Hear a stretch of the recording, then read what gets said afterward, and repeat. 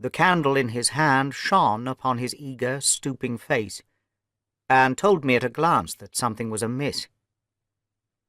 The first faint winter's dawn was beginning to appear, and we could dimly see the occasional figure of an early workman as he passed us, blurred and indistinct in the opalescent London reek. Holmes nestled in silence into his heavy coat. Holmes drew a note from his pocket and read aloud. Abbey Grange, Marsham, Kent, 3:30 a.m. My dear Mr. Holmes, I should be very glad of your immediate assistance in what promises to be a most remarkable case. Except for releasing the lady, I will see that everything is kept exactly as I have found it. But I beg you not to lose an instant, as it is difficult to leave Sir Eustace there. Hopkins has called me in 7 times, and on each occasion his summons has been entirely justified, said Holmes. You slur over work of the utmost finesse and delicacy, in order to dwell upon sensational details which may excite, but cannot possibly instruct, the reader. Our present research appears to be a case of murder. You think this Sir Eustace is dead, then? I should say so. As to the release of the lady, it would appear that she has been locked in her room during the tragedy. We are moving in high life, Watson. Crackling paper, E.B. monogram, coat of arms, picturesque address. I think that friend Hopkins will live up to his reputation, and that we shall have an interesting morning. How can you possibly tell? By an inspection of the trains and by reckoning the time. The local police had to be called in, they had to communicate with Scotland Yard, Hopkins had to go out, and he in turn had to send for me. Well, here we are at Chislehurst station, and we shall soon set our doubts at rest. A drive of a couple of miles through narrow country lanes brought us to a park gate, which was opened for us by an old lodge-keeper, whose haggard face bore the reflection of some great disaster. The central part was evidently of a great age and shrouded in ivy, but the large windows showed that modern changes had been carried out, and one wing of the house appeared to be entirely new. The youthful figure and alert, eager face of Inspector Stanley Hopkins confronted us in the open doorway. "I'm very glad you have come, Mr. Holmes, and you too, Dr. Watson." "Sir Eustace is dead, then?" "Yes, his head was knocked in with his own poker." "Sir Eustace Brackenstall, the driver tells me." "Exactly. One of the richest men in Kent. Lady Brackenstall is in the morning room." "Poor lady, she has had a most dreadful experience. She seemed half dead when I saw her first. I think you had best see her and hear her account of the facts. Then we will examine the dining room together." Lady Brackenstall was no ordinary person. Seldom have I seen so graceful a figure, so womanly a presence, and so beautiful a face. She was a blonde, golden-haired, blue-eyed, and would no doubt have had the perfect complexion which goes with such colouring, had not her recent experience left her drawn and haggard. The lady lay back exhausted upon a couch, but her quick observant gaze as we entered the room, and the alert expression of her beautiful features, showed that neither her wits nor her courage had been shaken by her terrible experience. She was enveloped in a loose dressing-gown of blue and silver, but a black sequin-covered dinner dress lay upon the couch beside her. "I have told you all that happened, Mr. Hopkins," she said wearily. "Could you not repeat it for me?" "Well, if you think it is necessary, I will tell these gentlemen what occurred. Have they been in the dining-room yet? I thought they had better hear your ladyship's story first." "I shall be glad when you can arrange matters. It is horrible to me to think of him still lying there." She shuddered and buried her face in her hands. "It is nothing. It has no connection with this hideous business tonight. If you and your friend will sit down, I will tell you all I can." I am the wife of Sir Eustace Brackenstall. I suppose that it is no use my attempting to conceal that our marriage has not been a happy one. I fear that all our neighbours would tell you that, even if I were to attempt to deny it. But the main reason lies in the one fact, which is notorious to everyone, and that is that Sir Eustace was a confirmed drunkard. I say that these monstrous laws of yours will bring a curse upon the land. God will not let such wickedness endure. For an instant she sat up, her cheeks flushed and her eyes blazing from under the terrible mark upon her brow. At last she continued, I will tell you about last night. There is no one else, and no sound could alarm those who are in the farther wing. This must have been well known to the robbers, or they would not have acted as they did. I will not impose any further tax upon Lady Brackenstall's patience and time, said Holmes. Before I go into the dining-room, I should like to hear your experience. He looked at the maid. I saw the men before ever they came into the house, said she.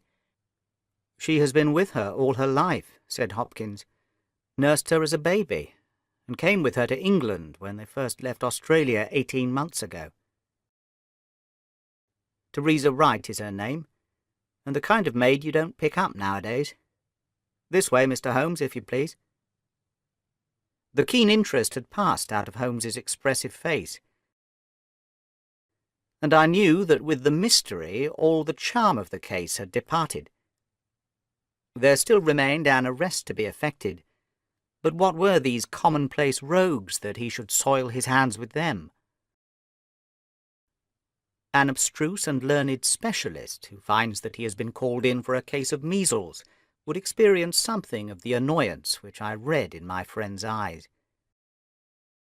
The scene in the dining-room of the Abbey Grange was sufficiently strange to arrest his attention and to recall his waning interest. It was a very large and high chamber, with carved oak ceiling, oaken panelling, and a fine array of deer's heads and ancient weapons around the walls. At the further end from the door was the high French window of which we had heard. 3 smaller windows on the right-hand side filled the apartment with cold winter sunshine. On the left was a large deep fireplace, with a massive overhanging oak mantelpiece.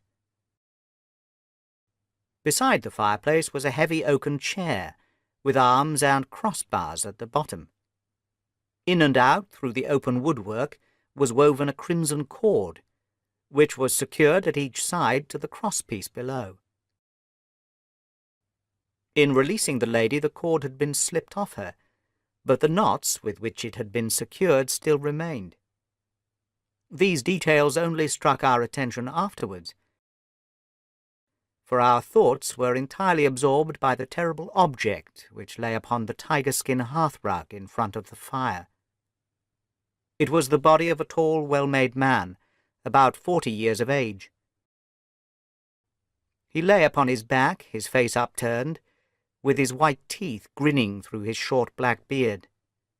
His 2 clenched hands were raised above his head, and a heavy blackthorn stick lay across them. His dark, handsome, aquiline features were convulsed into a spasm of vindictive hatred, which had set his dead face in a terribly fiendish expression. He had evidently been in his bed when the alarm had broken out, for he wore a foppish, embroidered nightshirt, and his bare feet projected from his trousers. His head was horribly injured, and the whole room bore witness to the savage ferocity of the blow which had struck him down.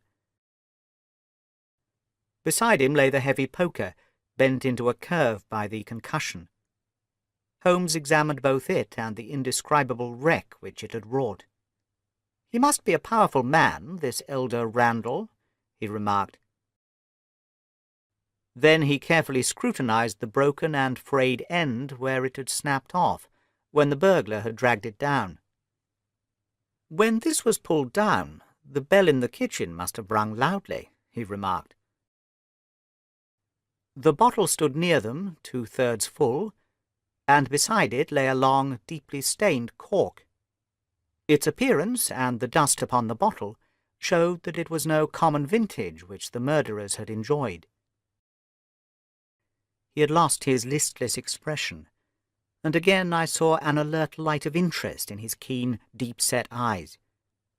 Did Lady Brackenstall say that screw was used? No. You remember that she was senseless at the moment when the bottle was opened. Quite so. As a matter of fact, that screw was not used. This bottle was opened by a pocket screw, probably contained in a knife, and not much more than 1.5 inches long. If you will examine the top of the cork, you will observe that the screw was driven in 3 times before the cork was extracted. It has never been transfixed. This long screw would have transfixed it and drawn it up with a single pull. When you catch this fellow, you will find that he has one of these multiplex knives in his possession. "Excellent," said Hopkins. "But these glasses do puzzle me, I confess. Lady Brackenstall actually saw the 3 men drinking, did she not?" "Yes, she was clear about that." "Then there is an end of it." "What more is to be said? And yet you must admit that the 3 glasses are very remarkable, Hopkins. What? You see nothing remarkable? Well, well, let it pass. Perhaps when a man has special knowledge and special powers, like my own, it rather encourages him to seek a complex explanation when a simple one is at hand. Of course, it must be a mere chance about the glasses. I don't see that I can be of any use to you, and you appear to have your case very clear. You will let me know when Randall is arrested, and any further developments which may occur. I trust that I shall soon have to congratulate you upon a successful conclusion. Come, Watson, I fancy that we may employ ourselves more profitably at home." During our return journey I could see by Holmes's face that he was much puzzled by something which he had observed. Every now and then, by an effort, he would throw off the impression, and talk as if the matter were clear. But then his doubts would settle down upon him again, and his knitted brows and abstracted eyes would show that his thoughts had gone back once more to the great dining-room of the Abbey Grange, in which this midnight tragedy had been enacted. At last, by a sudden impulse, just as our train was crawling out of a suburban station, he sprang onto the platform and pulled me out after him. "It's wrong. It's all wrong. I'll swear that it's wrong." And yet the latest story was complete. The maid's corroboration was sufficient. The detail was fairly exact. What have I to put up against that? 3 wine-glasses, that is all. But if I had not taken things for granted, if I had examined everything with the care which I should have shown, had we approached the case de novo and had no cut-and-dried story to warp my mind, should I not then have found something more definite to go upon? Of course I should. The lady's charming personality must not be permitted to warp our judgment. Finally, to my astonishment, Holmes climbed up onto the massive mantelpiece. Far above his head hung the few inches of red cord which were still attached to the wire. This brought his hand within a few inches of the broken end of the rope. But it was not this so much as the bracket itself which seemed to engage his attention. Finally he sprang down with an ejaculation of satisfaction. Taciturn, suspicious, ungracious, it took some time before Holmes's pleasant manner and frank acceptance of all that she had said thawed her into a corresponding amiability. She did not attempt to conceal her hatred for her late employer. The maid had entered with us, and began once more to foment the bruise upon her mistress's brow. "You are an impudent fellow," cried Teresa. "Do you mean to say that my mistress has told a lie?" Holmes rose from his chair. "Have you nothing to tell me?" "I have told you everything." "Think once more, Lady Brackenstall. Would it not be better to be frank?" For an instant there was hesitation in her beautiful face. Then some new, strong thought caused it to set like a mask. "I have told you all I know." Holmes took his hat and shrugged his shoulders. "I am sorry," he said. And without another word we left the room and the house. There was a pond in the park, and to this my friend led the way. It was frozen over, but a single hole was left for the convenience of a solitary swan.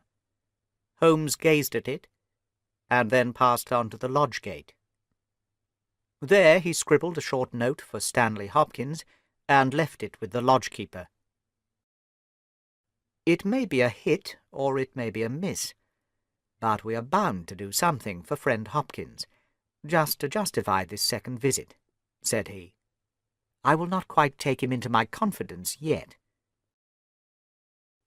I think our next scene of operations must be the shipping office of the Adelaide-Southampton line, which stands at the end of Pall Mall, if I remember right. There is a second line of steamers which connect South Australia with England, but we will draw the larger cover first." Holmes's card, sent in to the manager, ensured instant attention, and he was not long in acquiring all the information he needed. In June of '95, only one of their line had reached a home port. It was the Rock of Gibraltar, their largest and best boat. A reference to the passenger list showed that Miss Fraser of Adelaide, with her maid, had made the voyage in her. The boat was now somewhere south of the Suez Canal. Her officers were the same as in '95, with one exception. The first officer, Mr. Jack Crocker, had been made a captain, and was to take charge of their new ship, the Bass Rock, sailing in 2 days' time from Southampton. He lived at Sydenham, but he was likely to be in that morning for instructions, if we cared to wait for him. No, Mr. Holmes had no desire to see him, but would be glad to know more about his record and character. That was the pith of the information with which Holmes left the office of the Adelaide-Southampton Company. Thence he drove to Scotland Yard, but instead of entering he sat in his cab with his brows drawn down, lost in profound thought.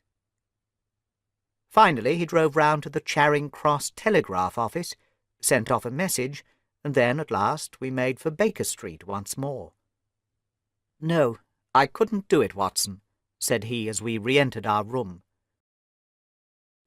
Once that warrant was made out, nothing on earth would save him. Once or twice in my career I feel that I have done more real harm by my discovery of the criminal than ever he had done by his crime. I have learned caution now, and I had rather play tricks with the law of England than with my own conscience.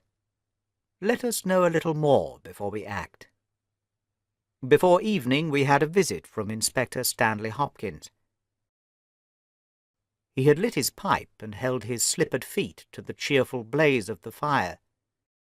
He was a very tall young man, golden-moustached, blue-eyed, with a skin which had been burned by tropical suns, and a springy step, which showed that the huge frame was as active as it was strong. He closed the door behind him and then stood with clenched hands and heaving breast, choking down some overmastering emotion. "Sit down, Captain Crocker. You got my telegram?" Our visitor sank into an armchair and looked from one to the other of us with questioning eyes. "I got your telegram, and I came round at the hour you said. I heard that you had been down to the office. There was no getting away from you. Let's hear the worst. What are you going to do with me? Arrest me? Well, speak out, man. You can't sit there and play with me like a cat with a mouse." "Give him a cigar," said Holmes. "Bite on that, Captain Crocker, and don't let your nerves run away with you. I should not sit here smoking with you if I thought that you were a common criminal, you may be sure of that.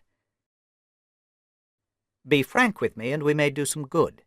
Play tricks with me, and I'll crush you. What do you wish me to do? To give me a true account of all that happened at the Abbey Grange last night. A true account, mind you, with nothing added and nothing taken off.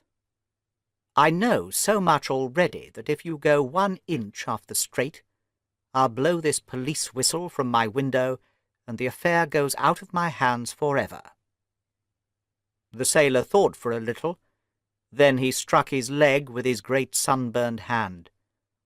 "You seem to know everything, so I expect that you know that I met her when she was a passenger and I was first officer of the Rock of Gibraltar. From the first day I met her, she was the only woman to me. Every day of that voyage I loved her more, and many a time since have I kneeled down in the darkness of the night watch and kissed the deck of that ship because I knew her dear feet had trod it. She treated me as fairly as ever a woman treated a man. I have no complaint to make. It was all love on my side, and all good comradeship and friendship on hers. When we parted, she was a free woman, but I could never again be a free man. Next time I came back from sea, I heard of her marriage. Well, why shouldn't she marry whom she liked? Title and money, who could carry them better than she? She was born for all that is beautiful and dainty. I didn't grieve over her marriage. I was not such a selfish hound as that. I just rejoiced that good luck had come her way, and that she had not thrown herself away on a penniless sailor. Well, that's how I loved Mary Fraser. Well, I never thought to see her again. But last voyage I was promoted, and the new boat was not yet launched, so I had to wait for a couple of months with my people at Sydenham. One day, out in a country lane, I met Teresa Wright, her old maid. I tell you, gentlemen, it nearly drove me mad, this drunken hound, that he should dare to raise his hand to her, whose boots he was not worthy to lick. I met Teresa again. But the other day I had a notice that I was to start on my voyage within a week, and I determined that I would see her once before I left. Teresa was always my friend, for she loved Mary, and hated this villain almost as much as I did. Mary used to sit up reading in her own little room downstairs. I crept round there last night, and scratched at the window. At first she would not open to me, but in her heart I know that now she loves me, and she could not leave me in the frosty night. She whispered to me to come round to the big front window, and I found it open before me, so as to let me into the dining-room. Again I heard from her own lips things that made my blood boil, and again I cursed this brute who mishandled the woman I loved. Well, gentlemen, I was standing with her just inside the window, in all innocence, as God is my judge, when he rushed like a madman into the room, called her the vilest name that a man could use to a woman, and welted her across the face with the stick he had in his hand. I had sprung for the poker, and it was a fair fight between us. Then it was my turn, and I went through him as if he had been a rotten pumpkin. Do you think I was sorry? Not I. It was his life or mine. But far more than that, it was his life or hers, for how could I leave her in the power of this madman? That was how I killed him. Then he crossed the room and shook our visitor by the hand. What sort of proposal is that to make to a man? I know enough of law to understand that Mary would be held as accomplice. Do you think I would leave her alone to face the music while I slunk away? No, sir. Let them do their worst upon me. But for heaven's sake, Mr. Holmes, find some way of keeping my poor Mary out of the courts." Holmes, for a second time, held out his hand to the sailor.